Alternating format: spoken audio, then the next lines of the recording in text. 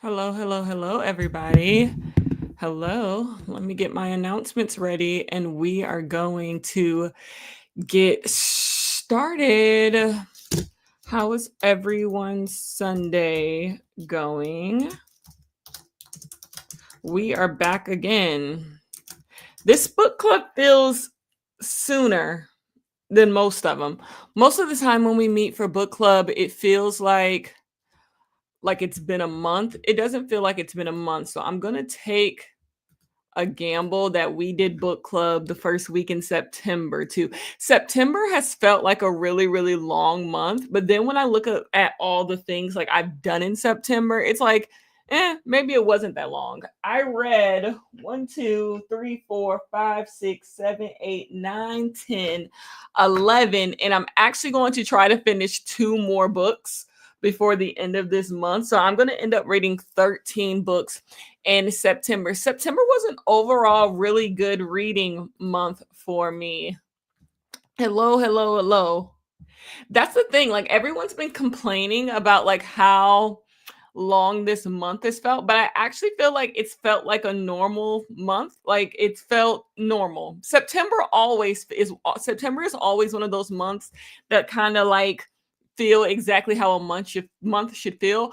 October is another month that kind of goes relatively like normal. I feel like November goes by pretty fast because like everyone starts looking forward to like Christmas, and then December goes fast because it's the end of the month and there's like Christmas break. So that feels like it goes by pretty fast. But September has felt like a normal September. October is my birthday month, which is really, really exciting. I cannot believe it is going to be October already. I was taking out, you guys will see this in a vlog, either the vlog that goes up on Tuesday or the first vlog I do for October. I was taking all my stuff out of storage, all my Halloween stuff out of storage, and I could not believe that we were doing all of this again. I remember packing all of this stuff away, so I can't believe that it is time to do all of this stuff again. I got to put my pumpkins and stuff up. I know I'm going to decorate in here. I don't always decorate in my library room, but I think I'm going to decorate in here this year. And I'm just like, it is crazy, but it's my birthday and I'm celebrating my birthday all October. The older I get, the more I become like a birthday person, like a personal birthday person. Like I feel like having a good birthday is up to you. You have to make your birthday important. When I was younger, I wasn't huge on birthdays. It never felt like my birthday came around that often because I don't know. I feel like people who have birthdays in the summer, like people who have birthdays from like March, April, May, June, July, those people's birthdays always here, always here. But if I feel like your birthday is at the very beginning of the year or the very end of the year, it feels like you never get a birthday. So I never was a huge birthday person because I felt like my birthday didn't come around much. But now that I'm getting older, I feel like my birthday is always here. Like it's always damn near my birthday. And so I'm celebrating all October. But, anyways, hello, you guys. How are you? We are here to talk about Second Tides, the Charm. I have some very interesting thoughts overall about this book and overall about my reading year, overall about the book club. Let me tell you guys what Second Tides the Charm is about. Put your ratings down below if you read this book. I don't know if this book was on audio. I physically read this book. That matters for my overall thoughts. Put your number down below. I will tell you my number. Let me tell you what this book is about. In this book, we are following a woman by the name of Hope. Hope has been living with her friend for the past 3 years because her friend's husband died and she has a business. Hope has been working for this business. But one day, Hope's friend fires her from this business. Like, you got to get your life back started. And so she decides to take a job with her ex-boyfriend. Her and her ex-boyfriend used to live together. Everything was good until she decided to move back to Michigan where she's from in order to do something with the job and also to do end up living with the friend. And so they break up. He goes off to the Carolinas and he starts a YouTube channel. He does shark research. He's really successful, has millions of subscribers to his YouTube channel. Everything is okay and amazing, but they still have some unresolved issues because they broke up so quickly. So these two people are going to see if they can work together and be together. So this is called Second Tides to Charm by Chandra Blumberg, because this is a second chance romance. And that's pretty much what happens. You follow these people as they are doing like shark research and trying to figure out what went wrong in their relationship. Let's go with B Darling. Of course, you get first shout out. A very generous 2. We have, I want to give it a 4, but the lack of sex scenes was unserious. 2.5. 2s. I do not the lowest rating. 3.75. I read this via audio. I didn't finish yet. 2.75. 2 stars. I read it on audio. The audio was blah. 2.5. 3. 3.5. 2.5. 2. 3.25. 2. 3.5. Who do I want to go with? Actually, the 2 I'm literally looking for. First of all, yes, Liz, totally agree. Like, people who hate their birthdays, I really think you have, as I've gotten older, it's about leaning in. Life is about leaning in. No one's going to do anything for you. If someone does do something for you, it's great, it's amazing, but you have to lean in. If you want your birthdays to be a big deal, you have to make your birthdays a big deal. It's been one of those things, like, people get really weird about people who like make everything a big deal and tell everyone my birthday dinner is at this time. Y'all need to show up dressed like this. If you don't care, nobody will care. I promise you. If birthdays are one of those things, birthdays and holidays are one of those things you have to fully go all in on, because no one else will. No one else will. So anyways, back to this. I think you guys are really kind. I think all of you guys in the comments who are giving this book 2.5 stars, giving this book 3 stars. I think one of you gave it a 3.5 Mars. All of you guys are very, very kind people, because I'm genuinely going to give this book 1.5 stars, and there's nothing you can do to stop me. There is nothing you're going to do to stop me. If I want to be nice, because I'm sure Chandra Blumberg is a very neat lady, I will give this book 2 stars, because what is it to me? But quite honestly, I think this book deserves 1.5 stars. So let me take you on a journey of me reading this book. I started reading this book on Sunday. Last Sunday, I started reading this book, and I was just like, okay, I'm going to read this book Sunday, Monday, Tuesday. It's a 325 page book. I can read 100 pages a day. I'll be done by Tuesday. You guys, I did not finish reading this book until Wednesday night. And it's not like I'm reading anything else. I don't even have an audiobook going right now. This was the only book that was like in my life. So it should have been easy to just knock out 100 pages, read 50 pages in the morning, read 50 pages at night. I don't even have to read it during the day. And this book is done. Like, it's a simple romance book. But you guys have to understand, I'm not in my romance era. I personally don't really want to read any romance books.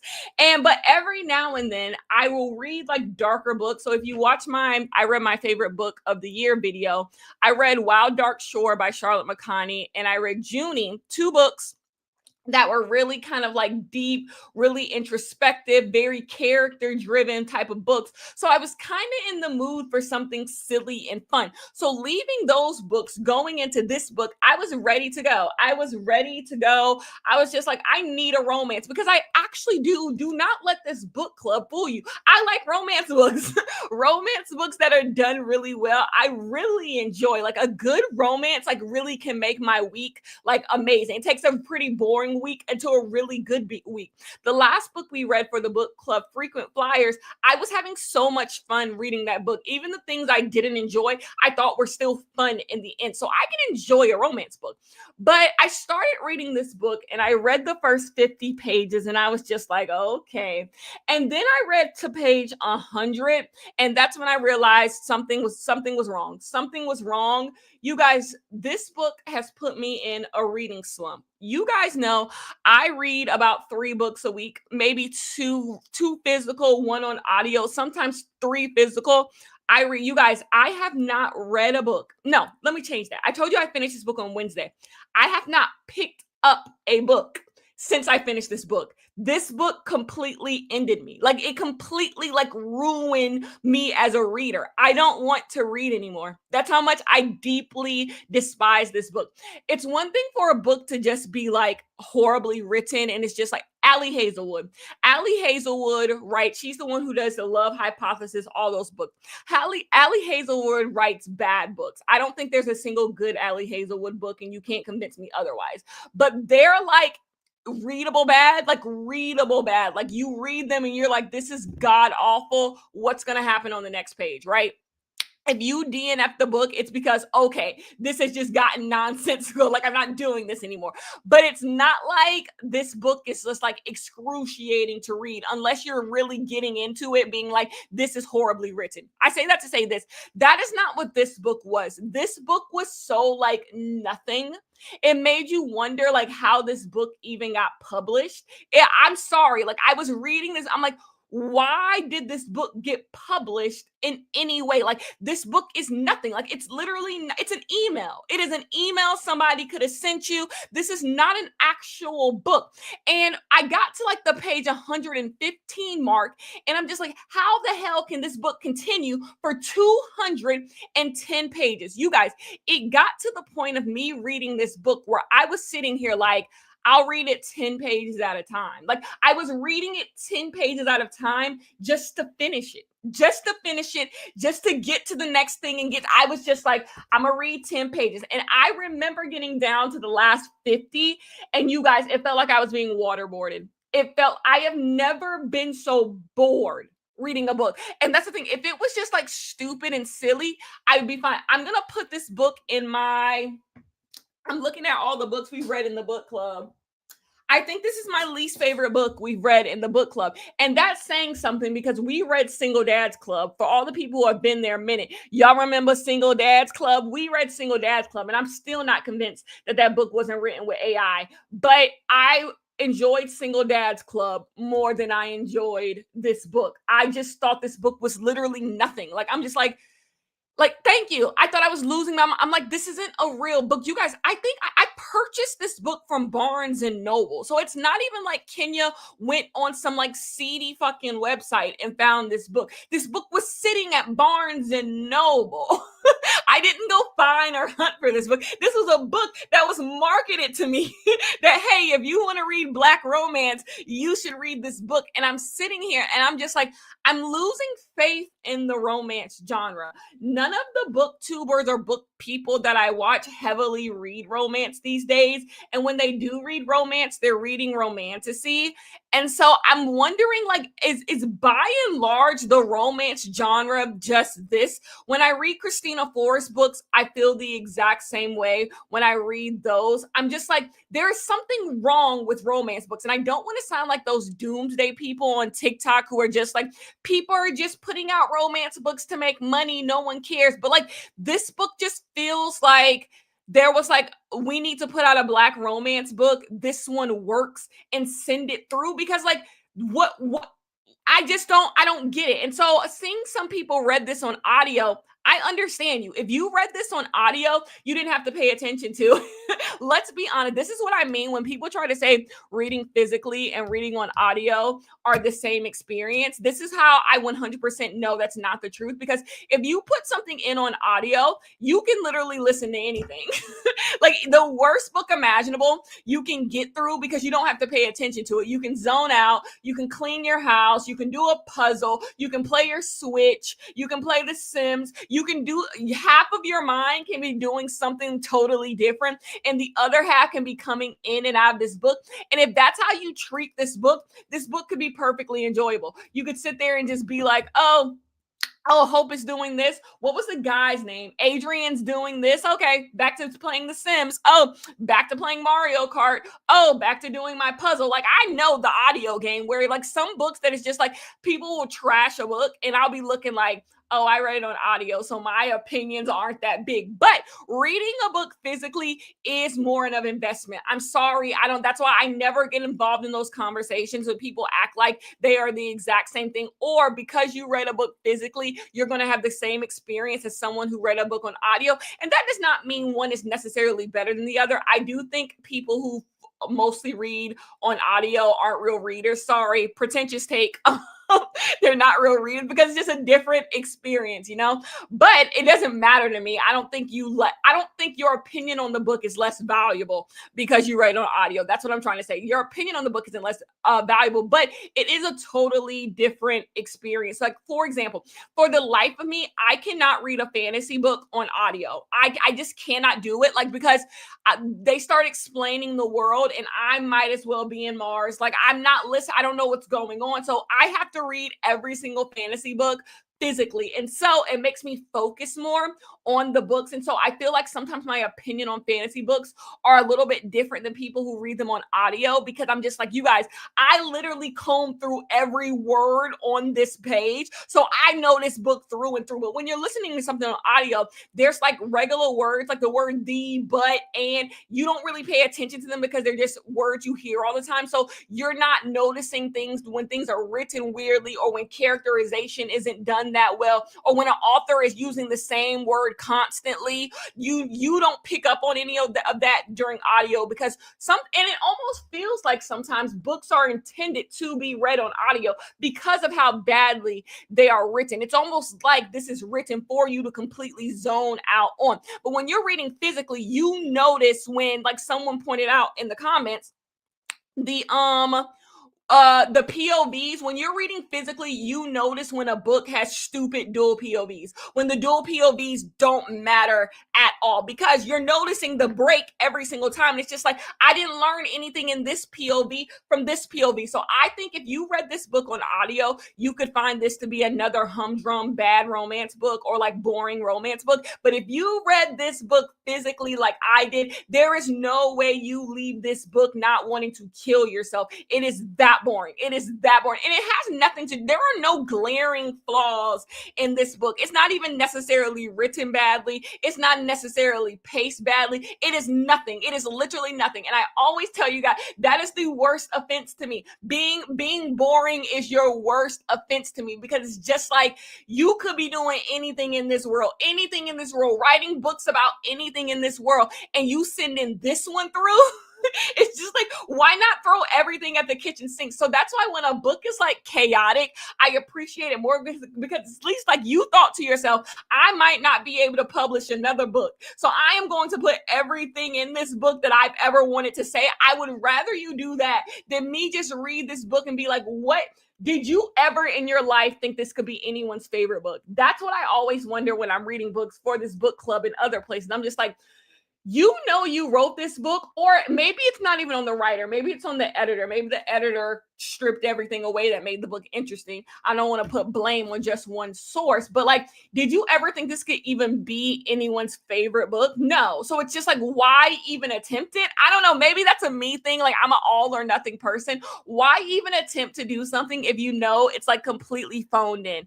And that's what I feel about all romance. I feel about all romance these days. And so I was watching a Kayla from Books and Lala. She's a content creator on YouTube. She was talking about how like she started off like, oh, I'm in a romance mood. And then she started reading a romance book and she's like, I'm not in a romance mood. That was me reading this book. I started off like, yay, romance. I go into every romance book thinking it's going to change my life. In the year 2022, or maybe it was 2021, I read so many romance books and they were all so good. I think romance peaked in 2021. They were all like consistently good to me. Some of my favorite books of the past 5 years come from that year where I read like 50 romance books.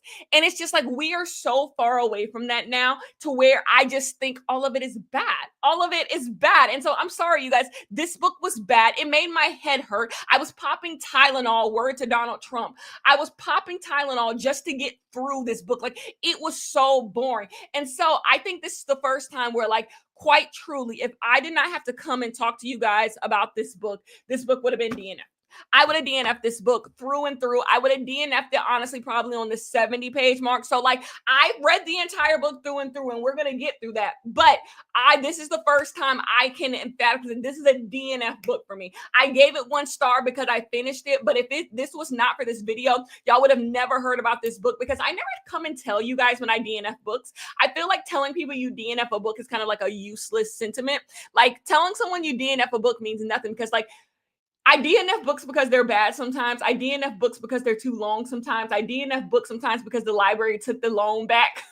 I DNF books because I leave them at someone's house. I DNF books because I can't find the book. I DNF books all the time. So it's just like, if I come, like, me DNFing a book literally means nothing, because there's a million reasons. And sometimes books start off really bad and I DNF them, but I know if I come back to them, they're going to be fine. Like, for example, Hamnet by Maggie O'Farrell. I know I'm going to enjoy that book, but I read the first 10 pages and I just stopped reading it. So what if I come and tell you, like, you guys DNF'd Hamnet? Like, no, I'm going to finish Hamnet and I'm going to like Hamnet. I know it. I just DNF'd it. So, like, but this is the first time in the book club. This would have been a pure DNF, not for me, did not enjoy, but unlucky for Chandra Blumberg, I actually finished it. So now I actually get to have opinions. I don't let myself have opinions on books I did not finish. That's just not, I just think it's useless. But I finished this book, so I do get to have opinions on this book. And I think this is a 1-star book.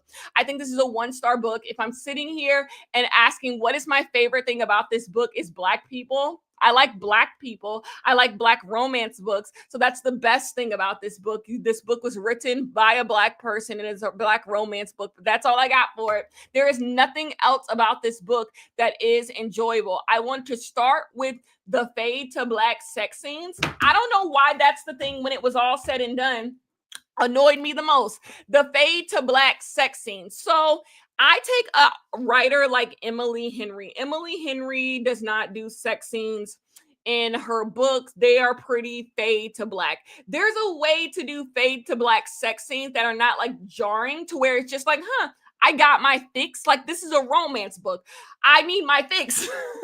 And so when you're reading an Emily Henry book, you probably may not even notice that Emily Henry doesn't write sex scenes in her book, because that's how much is not really, like, you're not really able to tell. Because I am not, you guys know, I am post smut. I'm in my post smut era. I don't really care about smut in books. So I don't need an explicit sex scene from a book, especially not a book I'm coming to talk about in the book club. No, I need it to, like, flow. I need it to make sense as to why this is, like, fade to black, but, like, it almost felt incomplete. Did anybody feel that way? Anytime the two characters would, like, kiss, it never was even implied that they were, like, having sex. It was just like, ooh, he kissed me and he kissed me, and then we laid on the bed, and then it's just, like, over. And it almost felt like I was reading a book for kids. Instead of it being like, ooh, we just shut the door on you, fade to black, it just felt incomplete. It felt like the writer didn't want to write the scene. It felt like the writer was going to come back and write the scene. And this happens like 3 times in this book. And what it did was it made me, like, think that these two characters didn't really like each other. There was no, like, intimacy between these two characters. So I'm sitting here like, do you guys even really like one another? Are you guys even actually attracted to one another? Like, what is going on here? So, like, that was glaring flaw number 1. I don't think it was written, the sex scenes or, like, the intimacies weren't written well. It was just so confusing. I'm just like, what, why even put the thing is, you could have these scenes in there not at all. It could be a second chance romance where these two people are trying to find each other, and, like, there's no implications that they have sex. It's just like, hey, we want to get, because they were in a relationship for like 5 years. I'm assuming in those 5 years they've had sex with each other before. So I don't even need these two characters to have sex in this book. It wouldn't prove anything. It's a second chance romance.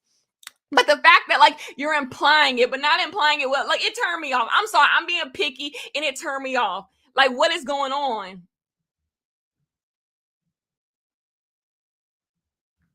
Yes, thank you. It felt so childish. It was like, it was almost just like, well, you want to have sex and you're not getting it. It's just like, am I 3? Am I a 3-year-old? Like, why are you like closing the door on me? Or like, it's almost like we can't say the sex word. That's another thing. The word sex is also not even actually like brought up in the book. So I'm just like, something about this feels Christian girl coded. Something about this feels Christian girl coded. And I wanted nothing to do with any of this. Number 2 thing that I did not like. Okay, the setup for this book takes a whole 100 pages. The setup for this book takes a whole 100 pages. We have her being, I actually like the way the beginning of the book starts off.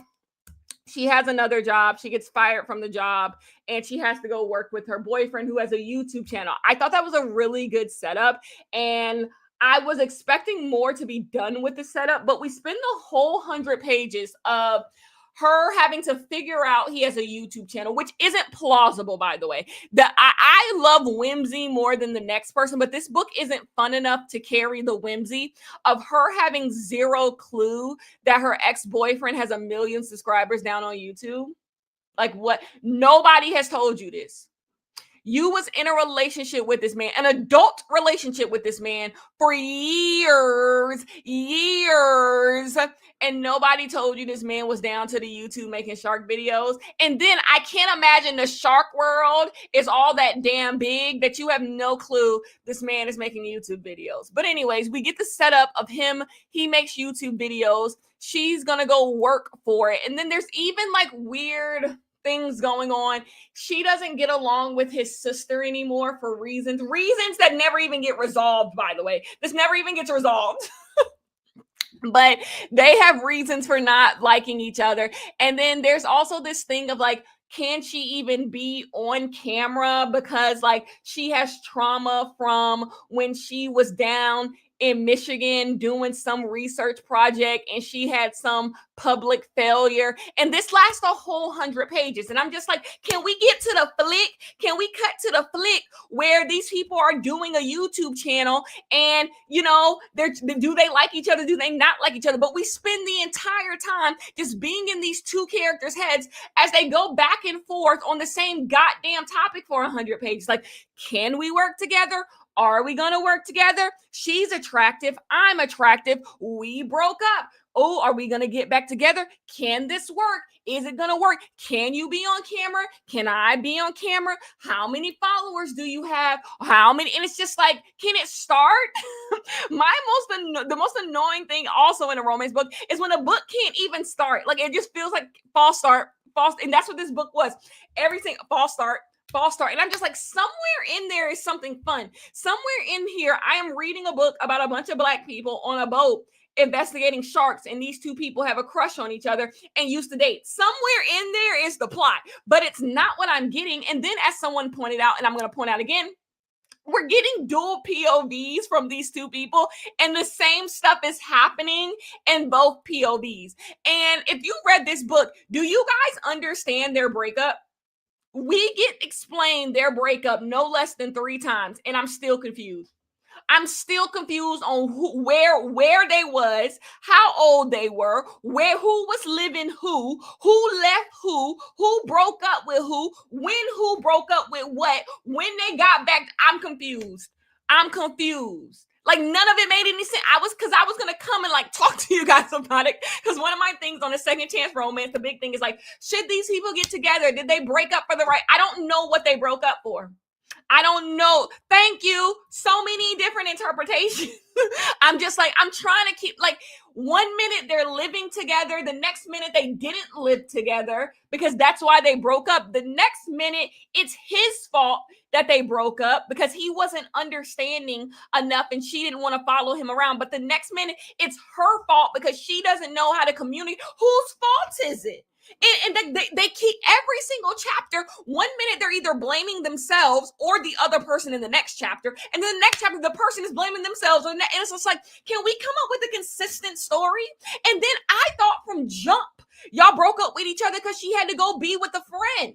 Like, you already, in the first 20 pages, you already explained to me why y'all broke up. Your friend husband died and you had to take care of her kids for 3 years. That's what I thought y'all broke up for.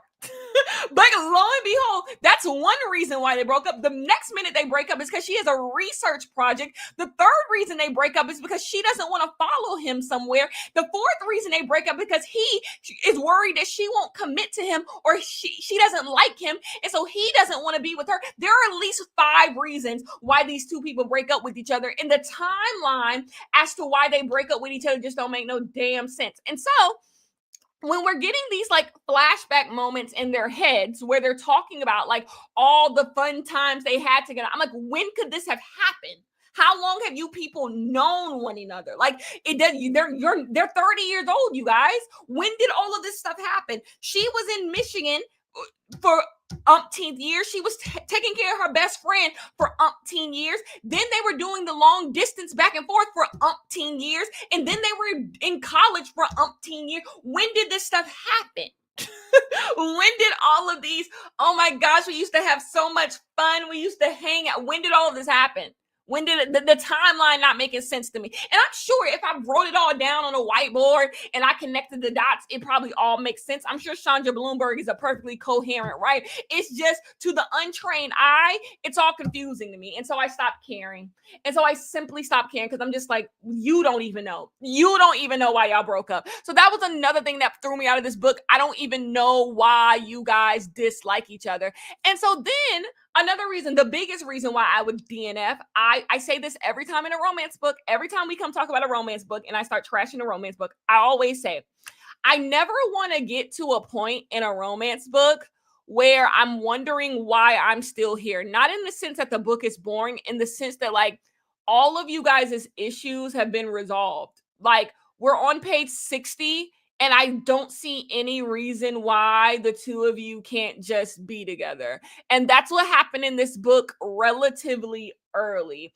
So in a second chance romance, it's always the tension. It's built-in tension. These two people used to be together. They've seen each other naked. They've kissed each other. They know they're attracted to each other. And there's this idea that now on different circumstances, they can't, be together. So there should be this moment of so much tension.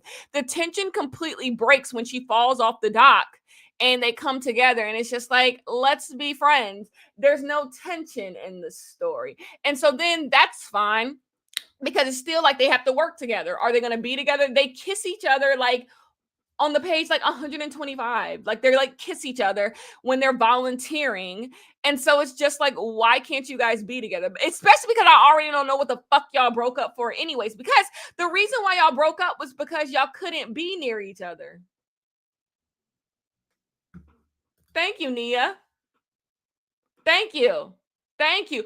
Oh, don't get me speaking of Nia. Don't get me started on me like not having no clue what's going on with him and his PhD thing. What the fuck he really does for a living? Who knows?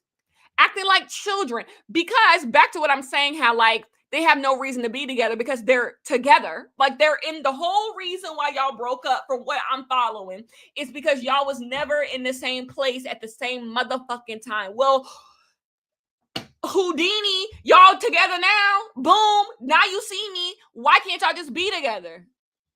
Why can't you? Literally all y'all issues are done. You don't have nothing going on personally in your personal life. So you don't have to go take care of them kids no more. You don't have nothing going on with your career. So fuck that. Y'all literally are together now. Are together. Everything's fine. And then in her head, she's talking about she wants to be with him. And so because this book has no legs and it's written itself into a corner, we get her like applying for another like PhD nonsense bullshit. And it's just like, what is going on here? And so it goes back to like, so the book like kind of goes back to where it all started, with her running away from him and him not knowing what she really wants. And it's just like, okay, but we're still going to, she leaves and if I follow this book up, I don't want to, what stops her from just leaving once again?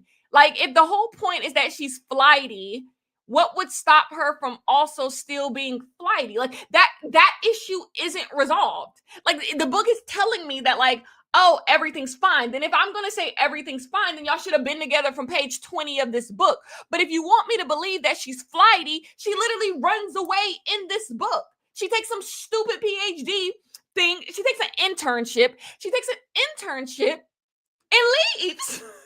And then you should have saw me throw my book when he broke up with her.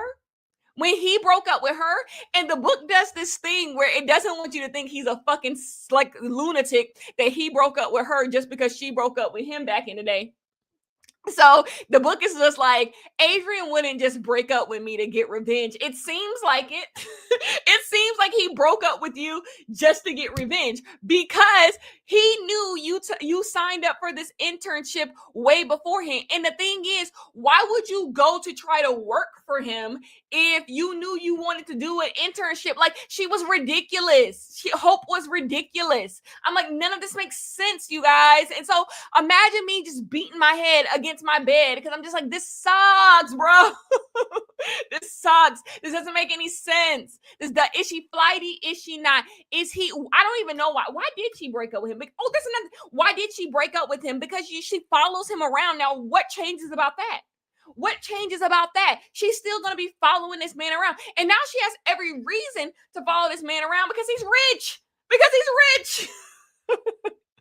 So I'm just like, if I follow up all y'all reasons for breaking up, because there was many of them, none of them have changed. None of them have changed. You're still in the exact same predicament. So I'm just like, what the fuck is any of this for? Yes, somebody said, how old is Marissa? I don't know what was going on between Marissa and the sister. I thought maybe we would get a storyline between Marissa and the cameraman. Believe it or not, the cameraman was my favorite character in this book, bizarrely.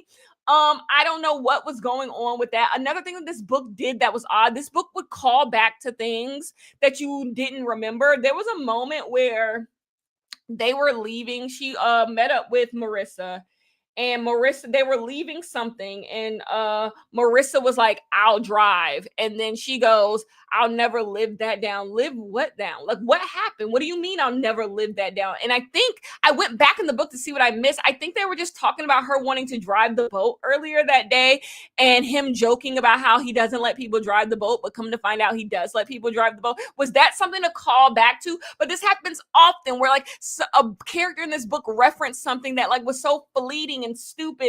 And I'm just like, what? Like, what is going on? I just couldn't with this book.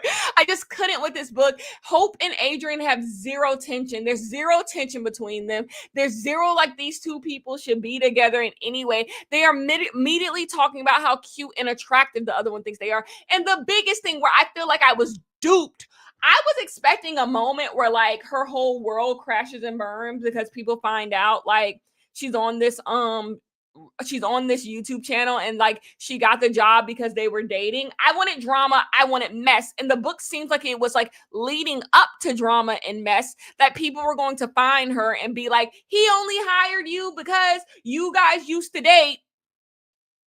Nothing comes of that. Nothing comes.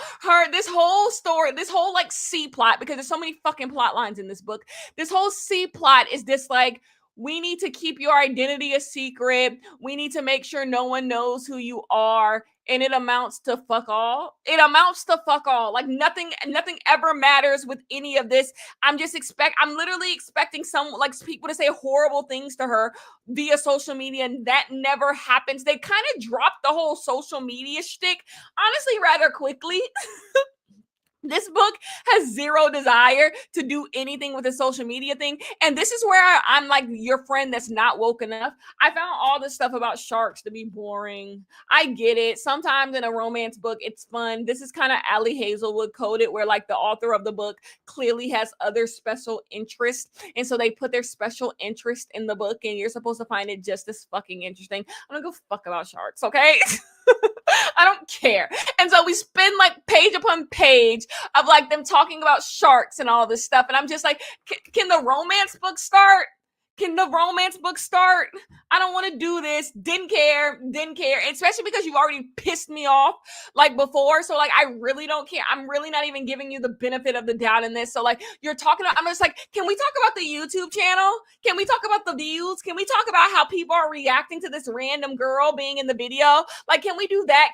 The thing I came here for, can we talk about? And then also with a cover like this, obviously the author really probably may not even be in control of the cover. I also also wanted more like them being upset with each other, them being mad at each other. The only time we really got that was like the first time they went out on the water and she sucked at her job and Marissa kind of got mad at her about it. And so it's like, at least there was a little bit of tension that was shown with that scene. But other than that, whatever.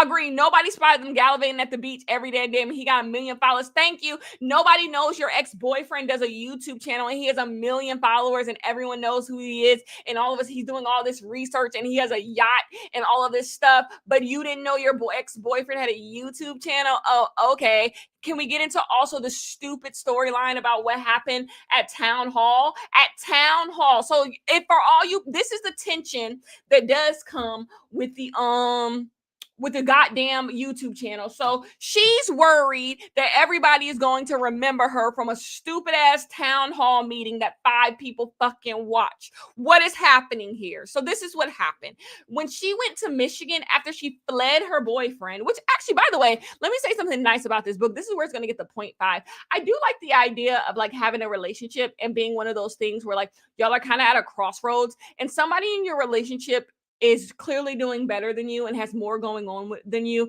and kind of this idea of a little bit of jealousy of like, if I follow you around, I'm going to be following you around for the rest of your life. I like that idea, especially in this idea with like a Black woman. Like, ooh, if I follow this man to his career, will I be following him forever? Like, when I'm going to get mine? I actually thought that was a really good storyline. So that's how it gets the 0.5 for me. Like, you not that girl or nothing, but you can get the 0.5 right there. But back to what I was talking about down at City fucking Hall. So when she's in Michigan, they're doing this like conservation law thing. They want to get a bill passed. And they have to go to City Hall to get the bill passed, and they have to talk in front of everybody. And so the guy who's over the whole bill, he has to go because his son got a concussion.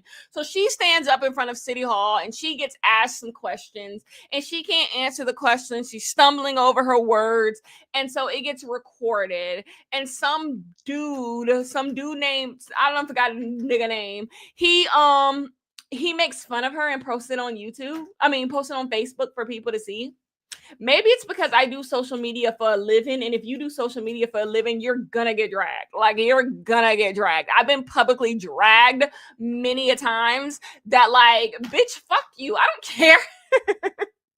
And so her whole thing of not wanting to be on this YouTube channel or being nervous about being on a YouTube channel is because she's worried that people from her town are going to think she's a loser the same way they thought she was a loser in a City fucking Hall video. Anyone watching City Hall videos to drag people is a loser in and of itself. So why would I care what they think? And that's the whole crux of her being weird on camera. And the whole thing of like Adrian's like, I just want to protect you and I wasn't able to protect you, because people are kind of being mean to her in the comments at some point. Is that why he was saying that? No, she almost died. This book has so much going on. She almost dies in the water because her scuba diving equipment faults out on her. Now that is actually like triggering. I couldn't imagine. And so Adrian goes on this whole tangent about how like, I can't protect you. They're talking shit about you in the comments because, see, now I'm spitting and aggravated. There was a comment, because this is just unresolved nonsense. There was a comment that was left on the YouTube channel where someone posted the City Hall video. And so they thought it was the person she went to school with who did it. And so it becomes a whole thing. And they decide it's not the guy from the City Hall video. Was that resolved? Did I miss when they resolved that? I could have missed it, because by this point, I'm way out of the book at this point. By this time, I'm getting a headache every time I read 4 pages. So I'm completely out of the book at this time. Was that resolved, family? Did they explain who was leaving it? But it doesn't matter. Generous. And it's just like, oh, you had a bad public speaking engagement? Put your hands up if you ever fucking stumbled over your words talking in front of people. Like, there are people who do presentations at their job every single day, be unprepared, don't know what this is. This really something to feel bad? And that's what I say. Who are these people? And then to be 30 plus and giving a damn what some boy down at the school think about you. I'm not even 30. And you would be hard. There's not a single person I went to high school with whose opinion I give a fuck about. whose opinion I give a fuck about. So she's still hung up on this nonsense. Once again, there is such a thin line between whimsy and nonsense in a book. And the problem with this book is so like realistic, like it's so boring and like mundane that when it tries to lean whimsy, it leans stupid because it's just like Hope is not whimsy in any other part of her life, but all of a sudden she can't be in front of a video that's gonna be edited. The best part about doing YouTube videos, TikTok videos, reels, or whatever, you can edit them. You can literally say the most politically incorrect nonsense. You can make a fool of yourself. You can stutter. You can literally stutter. I could have a stutter, and literally I could edit it out every time I go to edit a YouTube video. Like you would never know. You would be none the wiser if I had a stutter because it's edited. Like, can we be normal people? Can we be normal about any of this stuff? And she's just like, oh my gosh. And so Adrian's entire thing is just like, I can't protect you. They're posting that stupid City Hall video. Maybe they need to post the video for you to get over. Maybe it's exposure therapy. Maybe you need the whole world to see you stumbling like a fool for you to realize no one cares. No one cares. This is dumb. And so I'm already over this book, but this stupid, dumb storyline about City Hall is in there too. And I'm just like, y'all, that's why I say y'all are so nice giving this book 3 stars. But my 3-star girlies, what did y'all see? I think if you read it on audio, like I said, this is a very like mundane like romance. I don't read enough romance for me to have a stomach for bad romance. Like if you're I know there's people who like romance is their main genre. So like a bad romance book is one in a million. You probably read books like this all the time and it just goes into a pile because I remember when I was a romance reader, I would read bad romance books and they didn't stick to me. It'd be like, okay, that's finished. But now that I don't read romance and like I read maybe one romance book every like 2 months, maybe I read like 3 romance books every 2 months. So like they stick to me. They stick to me more than they probably should. I just couldn't. I'm just like, this is so stupid. And I want to be nice. Another thing in my notes, a lot of internal dialogue. Stop it. I think in a romance book, when you get a lot of internal dialogue, it is because the author just doesn't know how to write characters, doesn't know how to write like scenes. Like instead of giving me a scene where I learn about these 2 people. So instead of getting dialogue between these 2 people where they're bickering back and forth, they're jarring, getting witty comeback, getting interesting dialogue, you just give me internal dialogue where you can just write for 2 pages about how these characters are feeling. You're telling me, not showing me, where you're telling me, not showing me. I know that's in creative writing 101. Like you just are giving me a bunch of internal dialogue. That's stupid. It's boring to be in people's heads. It's boring to be in people's heads. The reason why a lot of people don't read literary fiction is because literary fiction is inherently boring because you are in somebody's head for all of the pages. For all of the thing is in literary fiction, prose. You got to have strong prose. People are very strict on the way that literary fiction is written. But when a romance book, nobody is strict on the way that it's written. So therefore, you're getting grace that isn't given in literary fiction. So they have to have good prose and interesting internal thoughts in order for them to be considered a good book. You don't have to do that. So you're giving me bad writing and I'm in someone's head. You're doing everything wrong. You're doing everything wrong. And so I'm not giving it to you. You don't get to have page upon page of internal dialogue and none of it make fucking sense. And it's all boring. That's just not, romance doesn't get that pleasure. Sorry. Romance books do not get that pleasure. You have to write scenes. You have to write characters doing stuff. That is not a grace that you get. Sorry. And that's what this book is trying. I'm like, when are we going to get scenes? When are we actually going to get scenes of you guys, doing stuff instead of you telling me what happened? Do I think there's any cute scenes? Are there any scenes? I think the bar scene where they try to kind of be cute, it starts off pretty okay. It still has the same issues where like you can't really map in your head what the hell is going on and like how all of this is working and like who's leaving and who's going. That was a really odd scene. And no, it was odd. It was weird reading it because it'd be like 1 minute, ooh, the people we came here with are leaving. The camera guy and Adrian came late, but yet they're still here and everyone's going to remain here for the next hour. So what do you mean late? And we're going to take an Uber home. What time was it? It was odd, you guys. I feel like I'm the only person who noticing these books are fucking odd.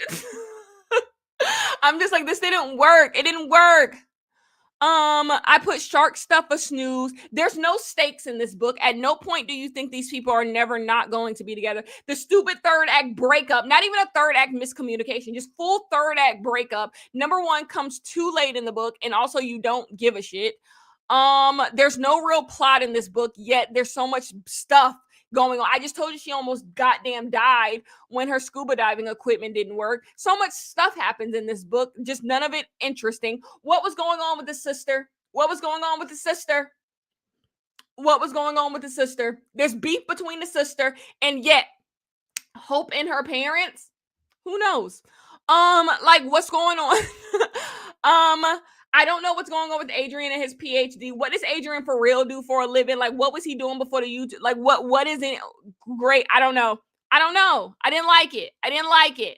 So I gave this book 1 star, and I think this might go down. I also didn't like, what's that other book we read earlier this year? The book Don't Go Baking My Heart. I didn't like that book either. No, that's not that one. Let's Don't Go Baking My Heart. No, not the from that same author, The lesbian book we read about them being in Trinidad. I didn't like that book either. So I think those 100% are my two. This book and that book are my 2 least favorite books, maybe of the book club ever. And that's crazy because I said Second Chance Dad Club, Second Dad's Club, whatever Dad's Club, literally was written by AI. So like the fact that I like that book better than this, I just couldn't like.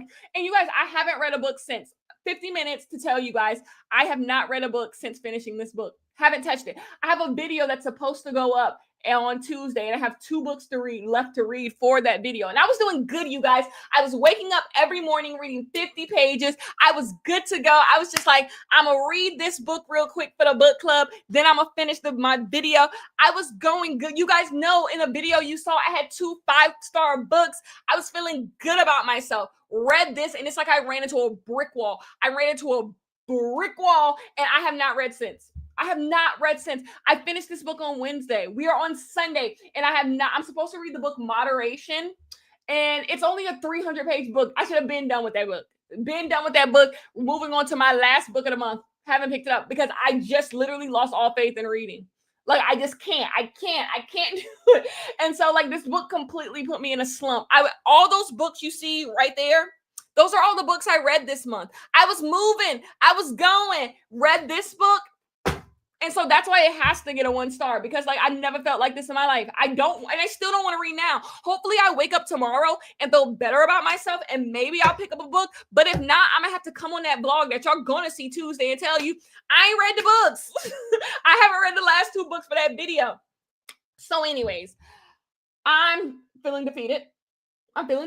But October, we're gonna make up for it. My most anticipated book of the year, I actually haven't read yet. My 2 most anticipated books of the year. One of them is Ghost Writer by Julie Clark. I'm reading that next month too. But you guys, do you guys remember 7 Days in June? Do you remember A Love Story by Ricky Lake? Yes, Tia Williams put out a book this year. Now, I haven't read it, but it was my most anticipated book of the year, and we're reading it in October. Audra and Bash Are Just Friends. Oh yes, I am here. I have not heard a single person talk about this book, and I just know I'm giving this book 5 stars. I'm going on vacation for my birthday. This is my vacation book. I'm one of those people who bring a whole fucking hardback on vacation. I will make room in my luggage for a whole fucking hardback. And we're reading this in October. We are, because we're changing the vibes. And then for November, which is our last book of the year, we're going to kick it back, Love Radio, because this book has been sitting on my bookshelf forever. And in November, I like to do a book that has been around for a really long time. And so I'm going to do Love Radio. October, November, and we're done. And in November, we're going to talk about things. Things have to change next year. Anyways, I'll talk to you guys later. Peace.